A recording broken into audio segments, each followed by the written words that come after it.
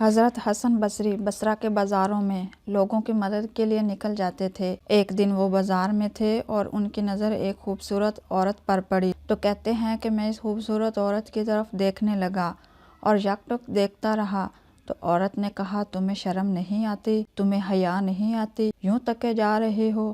تو میں نے کہا، کس سے حیا کروں؟ تو اس عورت نے جواب دیا، اس رب سے حیا کرو جس نے تمہیں آنکھوں جیسی نعمت دی ہے جن کا تم غلط استعمال کر رہے ہو، اس سے حیا کرو جو آنکھوں کی خیانت کو جانتا ہے۔ کہتے ہیں کہ یہ بات تو بہت بڑی تھی لیکن اس کا حسن اس قدر دلکش تھا کہ میں چاہنے کے باوجود نظر نہیں ہٹا پا رہا تھا۔ اس نے پھر مجھے کہا کہ کیا معاملہ ہے کہ تم میری طرف دیکھنا چھوڑتے ہی نہیں ہو؟ کیا چیز پسند آئی؟ تو کہتے ہیں میں نے اس سے کہا، تمہاری جھیل سی آنکھوں میں ڈوبنا چاہتا ہوں اور یہ میرے لیے باعث کشش ہیں۔ تو کہنے لگی، تم رکو، شاید تمہارا مطلوب پورا ہو جائے۔ تو میں وہاں رکا اور وہ گھر چلی گئی۔ تھوڑی دیر بعد اس کی خادمہ تشت کے اوپر کپڑا ڈالا ہوا میری طرف لائی۔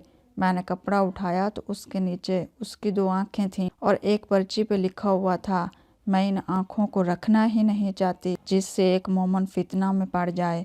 تو کہتے ہیں کہ میں نے اپنی داڑھی کو پکڑا اور زار و قطار رونے لگا کہ تو اس عورت سے بھی گیا گزرا ہے، اتنا خوف اس کے اندر۔ میں ساری رات روتا رہا، توبہ کرتا رہا۔ صبح دل میں آیا کہ اس عورت سے بھی تو معافی مانگ لوں جس نے اپنی آنکھیں وار دیں۔ تو میں اس عورت کے گھر کی طرف چل دیا۔ جب پہنچا تو دیکھا کہ اس عورت کا جنازہ جا رہا ہے۔ میں واپس آ گیا۔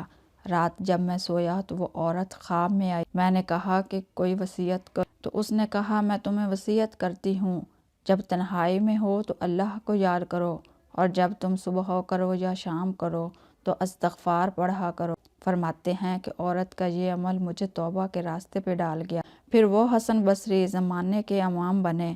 تو انسان جب عبرت حاصل کرنے میں آتے ہیں تو ایسے اسباب بن جاتے ہیں۔ توبہ کرنے میں دیر نہیں کرنی چاہیے۔